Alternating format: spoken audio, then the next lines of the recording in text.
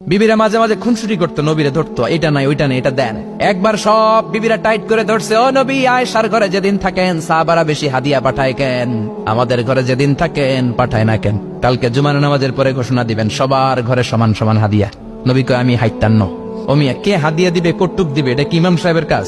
ইমাম সাহেবের বাসায় কে কোন দিন কি খাওয়াবে, কি গিফট দিবে, এটা তো যে গিফট দিবে তার ব্যাপার। বিশ্বনবী বললেন আবু বকরকে সবাই ভালোবাসে, তাই আবু বকরের মেয়ের ঘরে যেদিন আমার ডেট পরে থাকার সময় ওই দিন হয়তো বেশি হাদিয়া পাঠায়, তোমাদের ঘরে পাঠায় না। আমার বলার কোনো সুযোগ? বিবিরা কয় না, আপনারে বলতেই হবে। নবী কয় আমি পারবো না। বিবিরা কয় পারবেন। ইন দ্য মিন টাইম দরজার পার থেকে কে যেন সালাম দিল, আসসালামু আলাইকুম ওয়া রাহমাতুল্লাহ। বিশ্বনবী বললেন ওয়া আলাইকুমুস সালাম। বিশ্বনবী বুঝতে পারলেন সালামটা আমার ওমরের সালাম। বিশ্বনবী সালামের উত্তর দিয়ে বিবিদের দিকে তাকায় দেখে একটা বিবি ওর সামনে নাই, সব উদাও, ভ্যানিশ হয়ে গেছে। ওই যে ওমর, সুবহানাল্লাহ পড়বেন না? এই জন্য ওমরকে শয়তানও ভয় পেত। আমার মেয়ে, একটা মাত্র মেয়ে, খাইতে চায় না। শুধু আমার মেয়ে না, অধিকাংশ বাচ্চাদের এই অবস্থা। ওরা আম্মু দিক দিয়ে খাওয়ায়, আবার দৌড় দেয়, আবার আমি খাওয়াই, আবার কান্নাকাটি করে, বলে গল্প শোনাও, তাইলে খাবো। এখন গল্প শোনাইলেও খায় না। বর্তমান সময়ের ছেলে মেয়েগুলো এরকম, এত জ্বালাতন করে। খেতে চায় না তো বলতে হয় বাঘ আসবে বাঘ, সিংহ আসবে সিংহ, সিংহ মামা আসবে, ঘুমাও ঘুমাও, এগুলো আমরা বলি না? বড় দোষী তো তার কি বলেন? বাচ্চা যদি না ঘুমায়, না খাইতে চায়, এগুলোই তো বলে। বাঘ আসবে, বিড়াল আসবে। মদিনাতে ওমরে ফারুক যখন খলিফা, মদিনার কোন বাচ্চারা যদি না খেতে চাইতো, না ঘুমাইতে চাইতো, মদিনার মায়েরা বলতো তাড়াতাড়ি ঘুমাও, ওই যে ওমর আসতেছে, ওমর। কি শাসক ছিলেন সাইয়েদনা ওমর! সবাই সমান, উনার বিধান, উনার রীতি সবার জন্য সমান। মদ খাওয়ার অপরাধে নিজের কলিজার টুকরা ছেলে আবু শাহমাকে 80টা বেত মেরেছে। হাদিসটা দাঈফ, তবে শিক্ষা আছে আমাদের জন্য। 80টা বেত মেরেছে। এক রাতে পাওয়া যায় বেত মেরে ছেলেটাকে আহত করে ফেলেছে, আর এক রাতে পাওয়া যায় পিটাতে পিটাতে ছেলেটাকে দুনিয়া থেকে শেষ করে ফেলেছে। ছেলের মুখে গন্ধ পেয়েছে। আর শরীফটা খামরান, কিরে মদ খাইছস?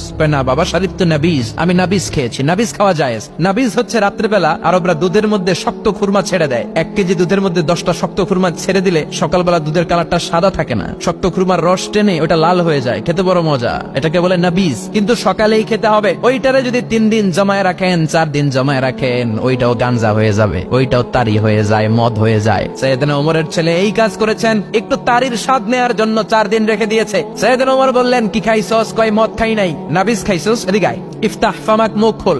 করার পরে মুখের সামনে নাক নিয়ে গন্ধ দেখে, মদের গন্ধ, কলারটা ধরে মসজিদে নববীতে নিয়েছেন।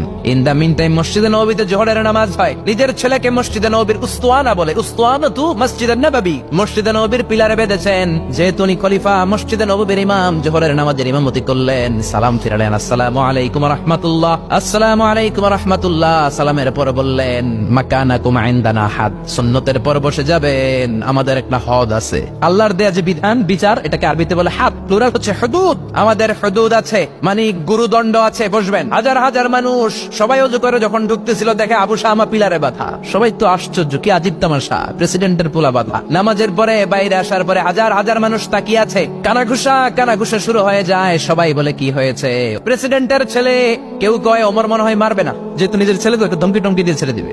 কেউ কেউ বলে না, ওমর তো এত সহজ মানুষ না, মদের বিচার তো 80টা বেত, মনে হয় 40টা মারবে। কেউ কয় না, 80টাই মারবে। ওমর চেয়ারে বসে জল্লাদরে ডাকলেন, বললেন ইবদা বিসমিল্লাহ, নে চাবুক শুরু কর। বাইতুল মাল থেকে শক্ত সাইজের একটা চাবুক আনবি।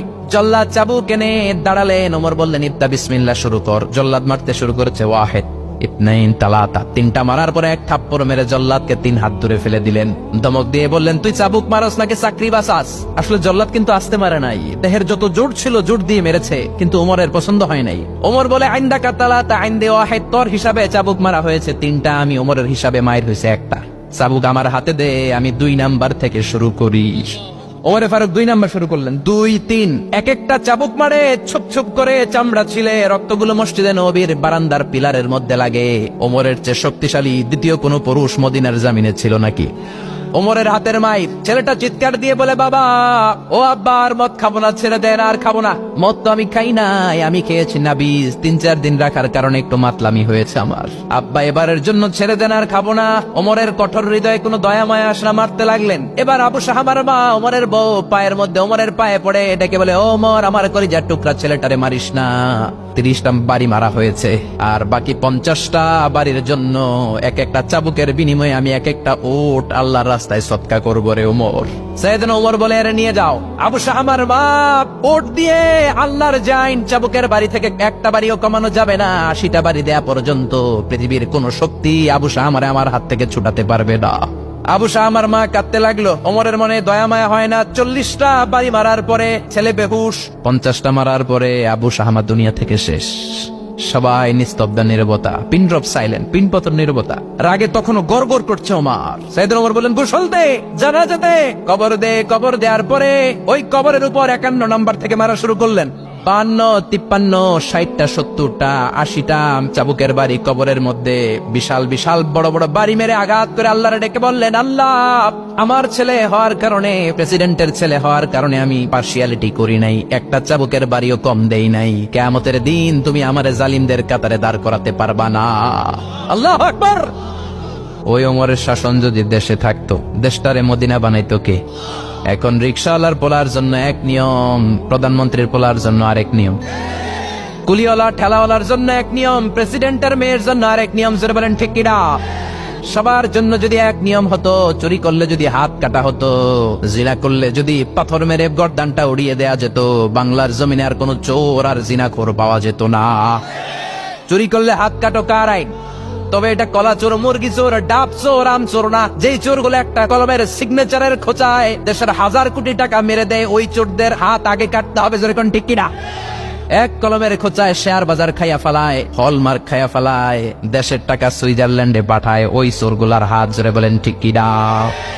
এজন্য বিশ্বনবী বলতেন, আসাদুহুম ফি আমরিল্লাহি ওমর। আল্লাহর দ্বীন বাস্তবায়নে সবচেয়ে কঠোর সাহাবী ছিলেন ওমর। আবু বকর ছিলেন নরম। ওমরের মেজাজকে গরম বানাইছে কে? এই জন্য ইসলামের মধ্যে যেমনি সহনশীলতা আছে, আবার ইসলামের মধ্যে বিদ্রোহ আছে না নাই? অন্যায় দেখলে থামিয়ে দেওয়ার দরকার আছে রে।